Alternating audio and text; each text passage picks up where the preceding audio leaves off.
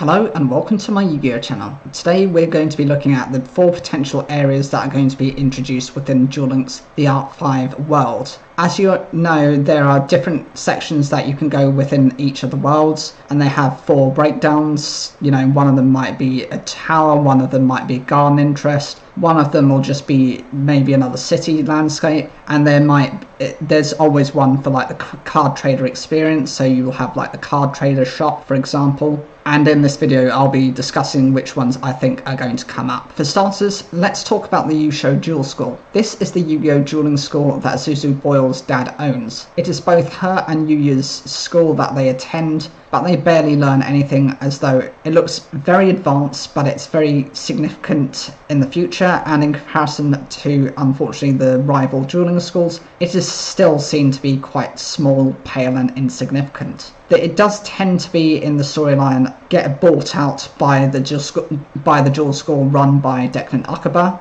Initially he had no interest in it, but as he saw YuYuOh happen to gain the powers of the pendulum summoning, that aroused Declan's attention. I would imagine it will have the basic inside of the school, maybe even the dueling arena itself. Or you might have like this type of scene where you have the characters just outside. For a second scene, you might have the duel school, which is the Leo School of Dueling. This is the owner, Leo Akaba, who is Declan Akaba's father. He was responsible, and the professional duel school is run by CEO Declan Akaba. I would believe it would be the main facility as opposed to a dueling environment, maybe the inside of the general facility. It is considered to be very well advanced, and is actually considered the top rating type of dueling school in the country and even potentially in the world. I would hope that we can see some of the support characters within this as well, such as Julia Crystal, who ran the Gemini Fusion deck. We also have Kit Blade, who ran the X-Saber Synchro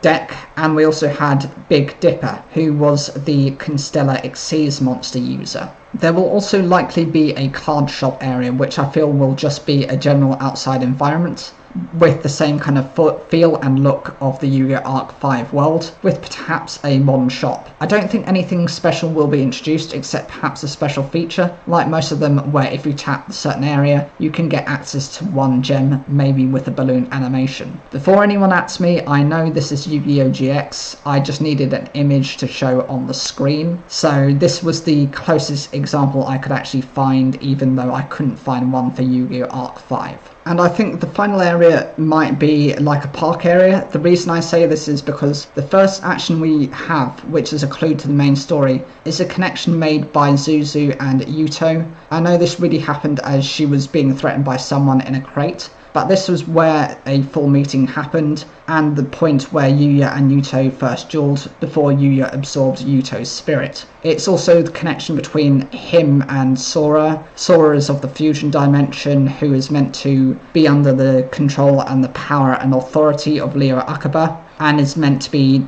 destroying and eliminating the Xyz dimension, of which YuToh is part of. I also think that whilst these areas make the most sense, my question is, how will they introduce the individual storylines of the other dimensions? At least one of them could be made into a separate area, or they could do something like they have done with the previous character events, where their storyline is built into for a limited time, perhaps when they decide to introduce YuToh and the other dimensional versions of Yuya. So that would be Yuga, and that'd also be Yuri. So Yuga is the one of the synchro dimension, and Yuri is another one of the fusion versions of the spies, and he is one of the enforcement officers, Obelisk Task Force. What do you guys think of these 4 areas? Can you name any others that you'd like to be featured, or do you think that I've got this right? Whatever you think, leave those comments down below. Like the video if you enjoyed it, and don't forget to subscribe for more daily Yu-Gi-Oh! Content.